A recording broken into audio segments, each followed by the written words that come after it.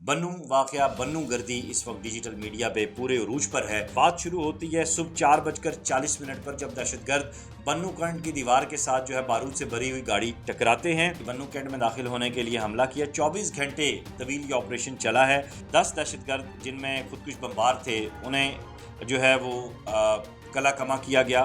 بسم اللہ الرحمن الرحیم، اللہم صلی علی محمد وعلی آل محمد۔ میں ہوں وقاص عزیز۔ دوستو، میں انتہائی اہم موضوع پہ بات کرنے جا رہا ہوں اور واقعہ ہے بنو کا۔ بنو واقعہ بنو گردی اس وقت ڈیجیٹل میڈیا پہ پورے عروج پر ہے اور ایک مرتبہ پھر حقائق کو مسخ کر کے پیش کیا جا رہا ہے۔ بہت کم لوگوں کو یہ معلوم ہے کہ جب APS پشاور ہوا تو وہاں پہنچنے والا میں تیسرا اینکر تھا، میں تیسرا پاکستانی صحافی تھا جو وہاں پہنچا تھا اور اس نے اس سارے واقعے کو کور کیا۔ اب بھی جب یہ بنو والا واقعہ ہوا تو میرے ذہن میں چند سوالات پیدا ہوئے۔ ان سوالات کو لے کر جب میں نے بنو کے اور KP کے کچھ جو ہمارے سینئر صحافی ہیں ان سے رابطہ کیا تو انہوں نے جو چیزیں مجھے رپورٹ کی وہ میں آپ کے ساتھ شیئر کر رہا ہوں۔ اس سے پہلے میں آپ سے گزارش کروں گا میرے چینل کو سبسکرائب کیجئے، لائک کیجئے اور زیادہ سے زیادہ شیئر کیجئے۔ بات کہاں سے شروع ہوتی ہے؟ بات شروع ہوتی ہے صبح 4:40 پر جب دہشت گرد بنو کینٹ کی دیوار کے ساتھ جو ہے بارود سے بھری ہوئی گاڑی ٹکراتے ہیں اور جس کے بعد ایک دھماکہ ہوتا ہے، ہولناک دھماکہ، اور پھر دہشت گرد فوراً جو ہے وہ اوپن فائر یعنی کھلا فائر چھوڑ دیتے ہیں اور جس سے ایک شہری کی گاڑی جو وہاں سے گزر رہی تھی اس میں فیملی تھی اور فیملی میں خواتین سمیت گاڑی میں موجود جو سوار تھے وہ زخمی ہوئے۔ اب اس سارے ضمن میں جو میرے پاس فیکٹس اینڈ فگرز آئے ہیں اس کے مطابق 14 کے قریب دہشت گرد تھے جنہوں نے کینٹ میں داخل ہونے کے لیے بنو کینٹ میں داخل ہونے کے لیے حملہ کیا۔ 24 گھنٹے طویل یہ آپریشن چلا ہے جس کے نتیجے میں 8 سپاہیوں نے جام شہادت نوش کیا ہے۔ آپ کی شہادت کو قوم سلام پیش کرتی ہے۔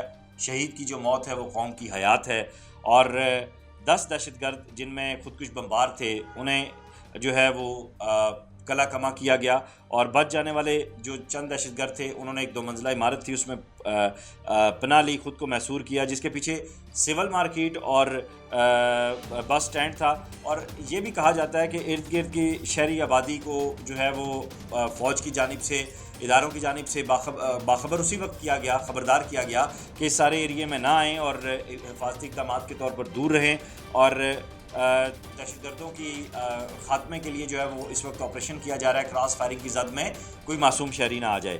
اب جہاں اتنے بڑے پیمانے پہ اتنا ذمہ دارانہ آپریشن چل رہا ہے وہاں پہ وہ لوگ کی طرح جو یہ کہہ رہے ہیں کہ نہتے شہریوں پہ فوج نے حملہ کیا ہے، وہ لوگ کہاں ہیں جو باہر کے، انڈیا کے، امریکہ کے، اسرائیل کے ہینڈلرز کو استعمال کرتے ہوئے فوج کے خلاف جو ہے وہ شرپسندی کر رہے ہیں اور ہمیشہ کی طرح ایک مرتبہ پھر پاک فوج کو جو ہے وہ لتاڑا جا رہا ہے۔ دہشت گرد تو ہلاک ہوئے، جہنم واصل ہوئے، لیکن کہیں پہ بھی ان 8 معصوم شہیدوں کا نام نہیں لیا جا رہا جنہوں نے ملک و قوم کے لیے اپنی جان کی قربانی دی ہے۔ میں اس وقت جو ہے یہ بات سوچنے پہ مجبور ہو چکا ہوں۔ جب میں نے APS پشاور کو کور کیا تب بھی میں نے دیکھا کہ مقامی جو آبادی تھی، مقامی جو پختون آبادی تھی، اس کو بڑی تیزی کے ساتھ جو ہے نا وہ ایک ایسا بیانیہ بلڈ کیا جا رہا تھا اس کے ذہنوں میں شرپسند عناصر کی جانب سے جو پاکستان کے خلاف، پاک فوج کے خلاف، اداروں کے خلاف، ہمارے آئین کے خلاف جو ہے وہ فوراً جو ہے وہ سوشل میڈیا پہ ایک بکواس شروع ہو گئی۔ اب ایک مرتبہ پھر اسی طرح کا گند جو ہے وہ دیکھنے میں آ رہا ہے اور بنو واقعے کو پوری دنیا میں اور بالخصوص انٹرنیشنل میڈیا پہ ایک انتہائی بکواس کی طرح جو ہے وہ پیش کیا جا رہا ہے اور ایک مرتبہ پھر پاک فوج کے خلاف جو ہے وہ بہتان طرازی، الزام تراشی شروع کی جا رہی ہے۔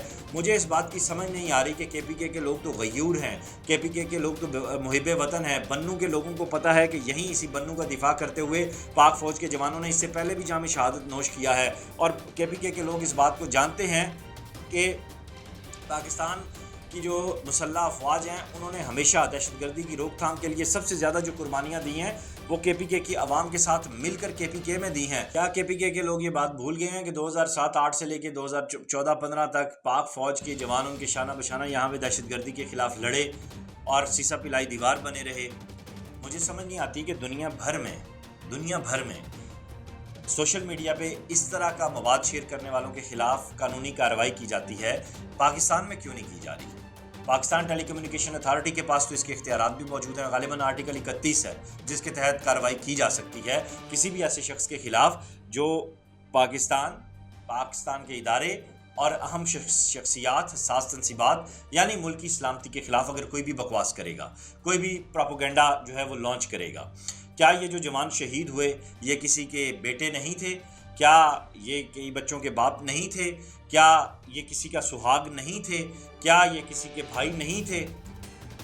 مطلب آپ لوگ کتنے بے رحم ہو چکے ہیں اور آپ لوگ کتنے بیوقوف بھی ہیں ساتھ میں کہ ملک اور قوم کے خلاف جو لوگ ہیں ان عناصر کا آپ ساتھ دے رہے ہیں۔ آپ یہ نہیں دیکھ رہے کہ وہاں پہ جو اتنا بڑا موب تھا اس سارے معاملے کو کنٹرول کرنے میں ہمیں جو نقصان ہوا ہے عالمی سطح پر اور پاکستان کی جو جگ ہنسائی ہوئی ہے وہ آپ لوگوں کی معصومیت، یہ بے وقوفی کی وجہ سے ہوئی ہے۔ میں یہاں پہ وزیر اعظم شہباز شریف صاحب سے، صدر پاکستان جناب آصف علی زرداری صاحب سے گزارش کروں گا، اور سب سے بڑھ کر علی امین گنڈا پور وہ کہاں پر ہے؟ انہوں نے کیوں نہیں خیبر پختونخوا حکومت سے بولڈ سٹیپ لینے کی اور یہ انیشیٹو لینے کی بات کی کہ جن لوگوں نے یہ سارا بیانیہ تشکیل دیا ان کو فوراً گرفتار کیا جائے؟ علی امین گنڈا پور صاحب نے کیوں نہیں ابھی تک جو ہے وہ ایسے آرڈرز جاری کیے اور شفاف تحقیقات کے احکامات کیوں نہیں دیے؟ دیکھیں، سرحدوں کی حفاظت جہاں فوج کی ذمہ داری ہے وہاں دیگر جو ہمارے سیکیورٹی نافذ کرنے والے جو ادارے ہیں ان کی بھی ذمہ داری ہے، اور بیشتر ادارے گنڈا پور صاحب کے ماتحتی میں آتے ہیں۔ تو یہاں بہت سی چیزیں ہیں۔ میں شہباز شریف صاحب سے اور آصف علی زرداری صاحب سے گزارش کروں گا کہ ایسا مواد جو سوشل میڈیا پہ شیئر ہو رہا ہے اداروں کے خلاف، پاک فوج کے خلاف، پاکستان کی آئین کے خلاف، پاکستان کی سلامتی کے خلاف، پی ٹی اے کو فوری آرڈرز کیے جائیں کہ ایسے لوگوں کا مواد نہ صرف بین کیا جائے، نہ صرف اکاؤنٹس بلاک کیے جائیں، بلکہ ایسے لوگوں کو گرفتار کر کے کیفر کردار تک پہنچایا جائے۔ جب تک یہ سزاؤں کا عمل شروع نہیں ہوگا تب تک ہمارے جو سوشل میڈیا کے پلیٹ فارمز ہیں ان پہ یہ ہمیں ملک و قوم کو خراب کرنے والے لوگ اور گند پھیلانے والے لوگ جو ہے وہ ایکٹیو رہیں گے۔ اس ویڈیو لنک کو زیادہ سے زیادہ شیئر کیجیے گا۔ اس دعا کے ساتھ اجازت چاہوں گا کہ اللہ تعالیٰ پاکستان کی حفاظت کرے، پاک افواج کی حفاظت کرے، ہمارے ان جری اور غیور جوانوں کی حفاظت کرے جو رات کو سرحدوں پہ پہرے دیتے ہیں، جو دن میں اپنا سینہ تان کے دشمن کی گولیوں کے آگے کھڑے رہتے ہیں، اور ہم اپنے گھروں میں سکون کی نیند سوتے ہیں اور دن کو اپنے گھر والوں کے ساتھ رہتے ہیں، دوستوں کے ساتھ رہتے ہیں اور اپنی لائف انجوائے کرتے ہیں۔ تھوڑی سی شرم اور غیرت ہونی چاہیے ان لوگوں میں جو اس طرح کا جھوٹا پروپیگنڈا بناتے ہیں۔ پاک فوج زندہ باد، پاکستان پائندہ باد۔ اس ویڈیو لنک کو زیادہ سے زیادہ شیئر کیجیے گا۔ خدا حافظ۔